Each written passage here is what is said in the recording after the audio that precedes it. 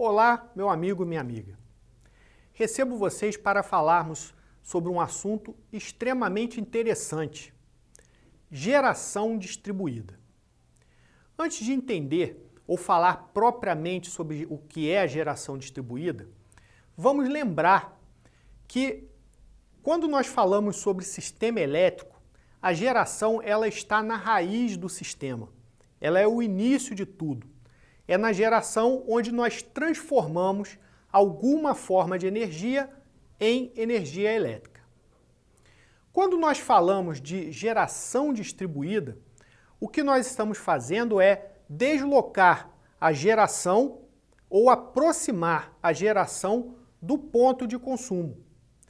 Ou seja, geração distribuída significa gerar a energia elétrica próxima ou, na verdade, até no próprio ponto de consumo. Isso é geração distribuída. Vamos entendê-la melhor? Quando falamos de geração distribuída, é importante destacar que essa geração ela independe da potência ou da fonte. Ou seja, quem quer fazer geração distribuída pode gerar a partir de qualquer fonte e na potência que bem entender. Interessante que esse conceito de geração distribuída, ele não é um conceito atual. No início do século XX, nós já observávamos indústrias que faziam a geração para atender a sua necessidade de energia elétrica, já que naquela época não existia grandes usinas que gerassem energia para atendimento de toda a demanda. A partir da década de 40, com a redução dos custos de geração, se observou um desinteresse pela geração distribuída. Ou seja, cada vez mais as unidades passaram a se interligar à rede das distribuidoras e deixaram então de gerar a energia para o seu próprio consumo. Nos últimos anos, houve o inverso, ou seja, houve uma crise na geração. Até mais recentemente, inclusive por conta da redução do volume de chuvas. Nós sabemos que no Brasil, a maior parte da energia elétrica é gerada a partir de fonte hidráulica. Então, se chove pouco, há redução do volume de água nos reservatórios, então isso leva a uma crise da geração. Soma-se também o fato de que houve o desenvolvimento de tecnologias relacionadas a fontes alternativas de energia, principalmente energia solar e energia eólica. Nos últimos anos, observou-se também um aumento da demanda, da procura pela energia. É bem verdade que, bem mais recentemente, esse aumento, essa procura, ela foi freada por conta da crise. De qualquer forma, houve um aumento nos custos de geração, prova disso são as famosas bandeiras tarifárias, e a pressão da sociedade por conta do impacto ambiental. Vamos lembrar que a maioria das formas de geração de energia agridem de uma maneira ou de outra o meio ambiente. Então, voltou-se a falar na geração distribuída. E esse assunto se tornou tão importante que a ANEEL, a Agência Nacional de Energia Elétrica, a agência que regula o setor elétrico, ela publicou duas resoluções. A Resolução 482 de 2012 e a Resolução 687 de 2015. Na verdade, a Resolução 687 de 2015 ela modifica a Resolução 482. A Resolução 482 introduziu o conceito da micro e mini geração. Então, inicialmente, a micro e mini geração era definida por determinados valores de potência. Esses valores foram então modificados pela Resolução 687. Vamos ver que valores são esses? Vamos lá. Então, instalações de geração distribuída, geração instaladas no ponto de consumo com potência de até 75 kW ou capacidade de geração de até 75 kW são consideradas instalações de microgeração. Entre 75 kW e até 3.000 watts, se for a partir de fonte hídrica, é considerada uma instalação de mini geração. E instalações entre 75 kW e 5.000 kW, a partir de fontes alternativas, como por exemplo solar e eólica também são considerados como instalações de mini geração. Agora, afinal de contas, o que se espera com a geração distribuída? Qual é o objetivo? Veja só, quando você tem uma instalação de micro ou mini geração, ela deve ser conectada à rede de distribuição. Essa instalação ela vai atender o consumo da unidade todo ou parte. Ou seja, você pode instalar uma unidade de micro ou mini geração que atenda toda a sua necessidade, ou apenas parte dela. Com a instalação de micro ou mini geração, nos períodos de menor consumo, a energia gerada ela é injetada na rede. E para que você vai injetar energia na rede? Por que você injeta essa energia excedente na rede? Porque você pode compensar essa energia injetada como um abatimento nas contas de energia posteriores. É como se você emprestasse energia à concessionária e ela vai te pagando depois na própria conta. E quando você faz isso, para que isso seja possível, a concessionária precisa instalar um medidor bidirecional, ou seja, um medidor que tem a capacidade de medir a energia num sentido e em outro. Quem pode aderir ao sistema de micro ou mini geração? Pode aderir um consumidor individual, por exemplo, você na sua casa pode instalar uma série de placas de energia solar e aderir então ao sistema de compensação. Os empreendimentos com múltiplas unidades consumidoras. O que é isso? Então imagine que você tem um condomínio de casas e nesse condomínio, obviamente, você tem as áreas comuns. E aí você tem as instalações dessas áreas comuns. Então, se você instala uma usina de micro ou mini geração, a energia injetada na rede através das instalações dessas áreas comuns, ela pode ser compensada, pode ser abatida na conta dos condôminos, daqueles que participaram da instalação da usina de micro ou mini geração. Você tem a geração compartilhada, que é a situação onde você tem várias pessoas, pode ser pessoas físicas ou pessoas jurídicas, que se reúnem em consórcio e então fazem uma instalação, investem numa instalação de micro ou mini geração e a energia injetada na rede por essa instalação pode ser compensada nas unidades indicadas por quem participou desse consórcio. Um detalhe que nesse caso só vale se as pessoas envolvidas nesse consórcio, as unidades envolvidas nesse consórcio estiverem na mesma área de concessão da concessionária. Então, você não pode, nesse caso, fazer uma instalação de micro ou mini geração na área da Light e beneficiar uma unidade que esteja na área da Enel, por exemplo. Isso não é possível. Você tem o autoconsumo remoto, que é quando você tem uma pessoa física ou jurídica com várias unidades.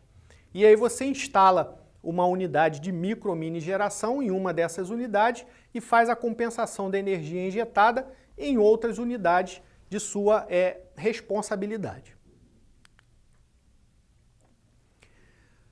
Como é que você compensa essa energia injetada no sistema? Veja só, se é um consumidor individual, a energia compensada será a energia consumida pela instalação, pela unidade, menos a energia injetada na rede e menos os créditos anteriores. Que créditos anteriores são esses? Vamos dizer que você injetou energia na rede, mas você injetou tanto que você ficou com crédito de contas anteriores. Então isso é abatido nas contas seguintes. No caso de múltiplas unidades consumidoras, geração compartilhada ou autoconsumo remoto, você tem a energia consumida menos o percentual de energia injetada menos os créditos anteriores. O que significa esse percentual de energia injetada? Vou dar o exemplo do condomínio. Vou pegar aquele exemplo das casas. Então você tem um condomínio de casas. E aí esses condôminos se reuniram e investiram, fizeram a famosa vaquinha e investiram numa usina de energia solar instalada nesse condomínio e ligada nas áreas comuns desse condomínio. E aí, cada condômino contribuiu com um percentual desse investimento. Então, ele terá direito a um X percentual da energia que foi injetada na rede. Então, veja só, fechado o período de apuração, o ciclo de apuração pela concessionária, a concessionária vai identificar o quanto foi injetado na rede por aquela instalação de micro ou mini geração. E já estará cadastrado no sistema da concessionária qual o percentual, quanto que cada condômino daquele empreendimento terá direito daquela energia que foi injetada. Então, um exemplo, foi injetado 1.000 kWh na rede e um determinado condômino participou com 10% do investimento.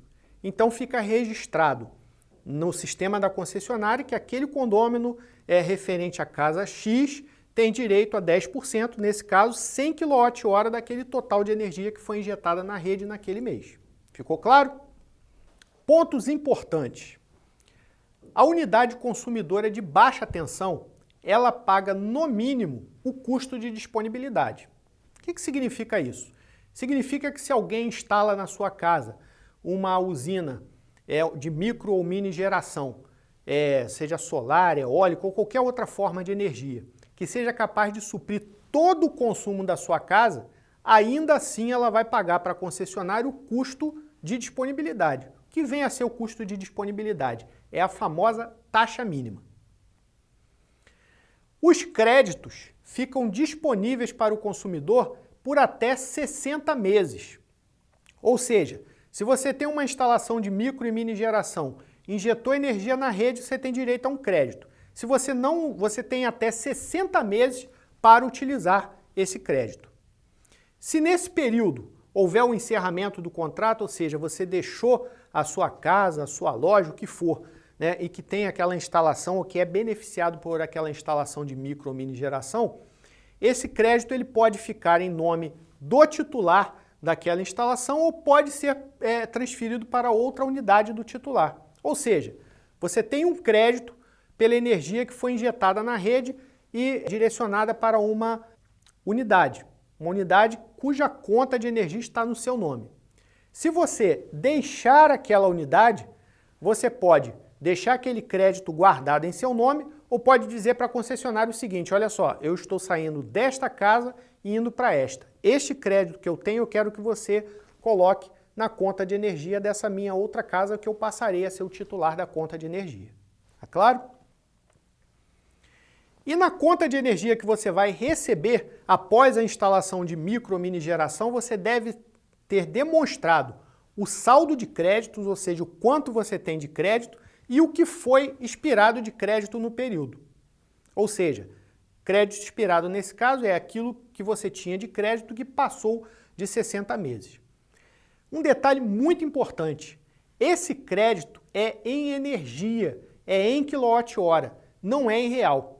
Isso é importante porque, veja bem, se o crédito é em real e você tem um crédito de R$100 correspondente a um X volume de quilowatt-hora, se a tarifa aumentar e esse crédito fosse em reais, você estaria perdendo, porque a tarifa aumentou e o seu crédito ele continuou com o mesmo valor.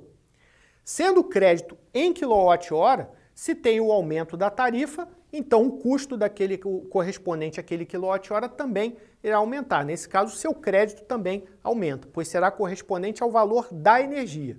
Por isso, o crédito é em quilowatt-hora e não em real. E outro detalhe importante é que, quando você faz uma instalação de micro ou mini geração, você precisa adequar o seu padrão de medição para receber o medidor bidirecional, ou seja, você precisa fazer alterações na sua instalação para adequá-la ao novo sistema. Nesse caso, os custos de adequação são de responsabilidade do cliente, ou seja, são de sua responsabilidade. Vamos guardar alguns detalhes. A geração distribuída é a geração no ponto de consumo. Ela pode ser micro ou mini geração. Ela deve utilizar fonte renovável. O que significa isso? Se você instalar um gerador a diesel na sua casa, você não pode aderir ao sistema de compensação. Por quê? O diesel não é uma fonte renovável. A energia injetada na rede é revertida em forma de créditos em energia. Guarda isso. É em energia, não é em real. E você pode beneficiar a unidade onde ocorreu a geração ou outras unidades de sua responsabilidade. Bom, nessa aula você aprendeu sobre geração distribuída. Viu o que é geração distribuída, aprendeu o que é micro e mini geração, aprendeu o que é o sistema de compensação e viu que, para aderir ao sistema de compensação, uma instalação de micro ou mini geração deve gerar a partir de uma fonte renovável de energia.